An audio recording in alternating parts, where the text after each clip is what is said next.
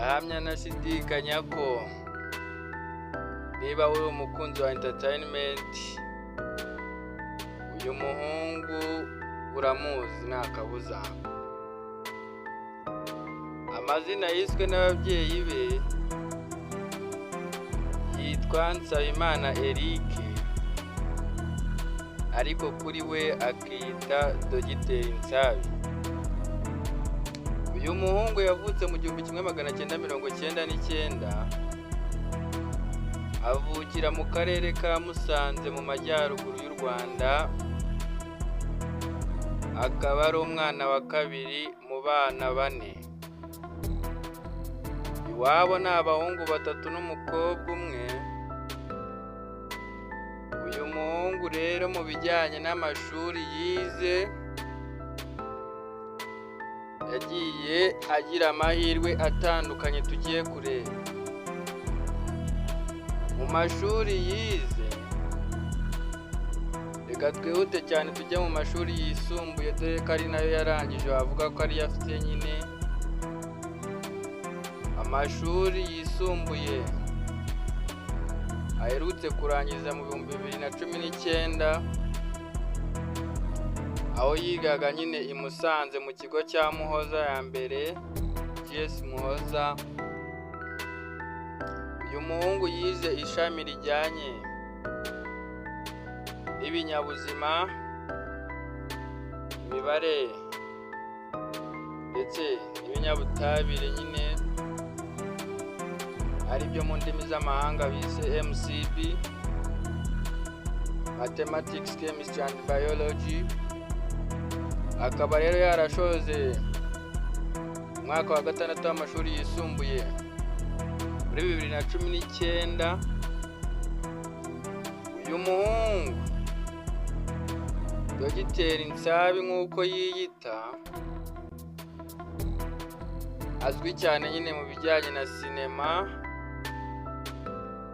Uyu muhungu ngo yatangiye burya gukina filimi cyangwa se nyine ibijyanye n'ikinamico cyangwa se sinema nyine mw'iyo njyana,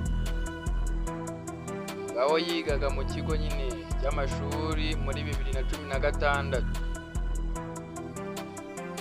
Uyu muhungu ngo mu kigo cyawo haje nka competition cyangwa nk'irushanwa, wabaye insanganyamatsiko nyine ngo bakine bayiganishaho. Iyo nsanganyamatsiko nyine yari iyo kubungabunga cyangwa se kurengera ababana n'ubumuga. Nyine aza kubyitwaramo neza, gurupe yari arimo iza kuba iya mbere. Ahera aho ngaho akomeza mw'uwo mujyi wo gukina ikinamico. Dogiteri Nsabi nk'uko yiyita, mu gukina ikinamico ni ibintu yakuze yumva bimurimo, ndetse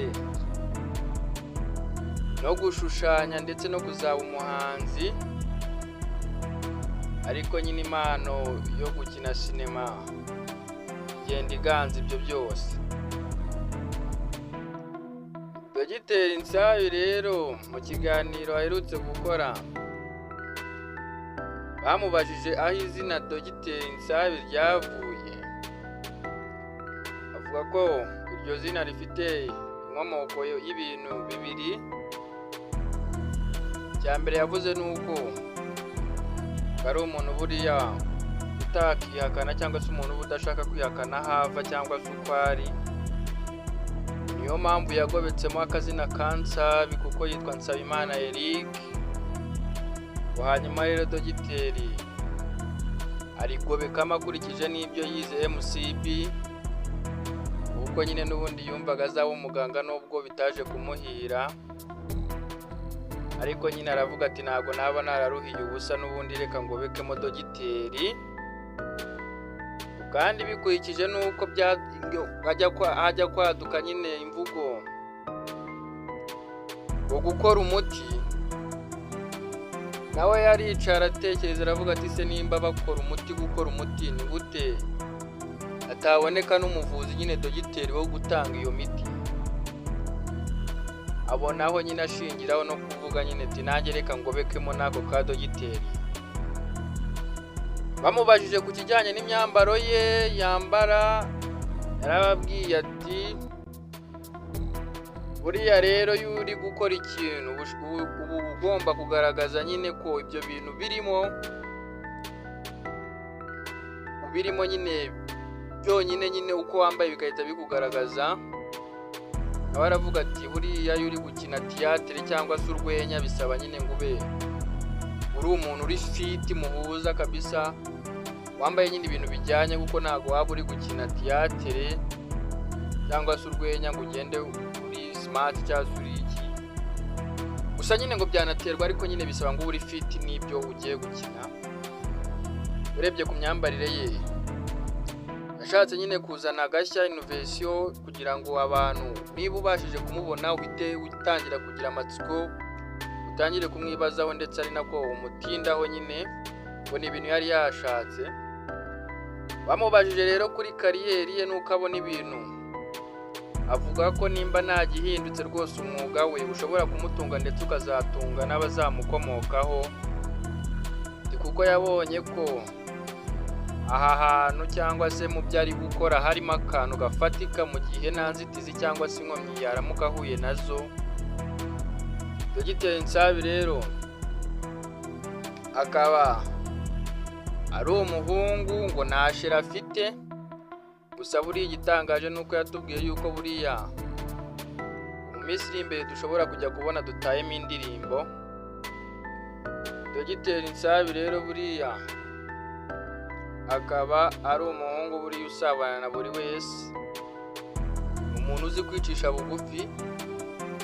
Ikintu bamubajije batateze kuzibagirwa ngo ni ukuntu yavuye i Musanze n'amaguru akajya gusura mushiki we Nyabihu, ngo kubera urukumbuzi rwinshi yari afite bituma ava mu karere kamwe ajya mu kandi.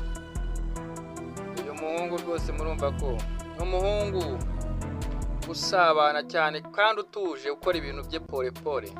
Ndabashimiye mwebwe mudahwema kutwereka ko muba muri kumwe natwe, iby'intangarugero rwose mba mbashimiye. Mukomeze mudusapotinge, mukomeze kubana natwe, mugire ibihe byiza n'amahoro.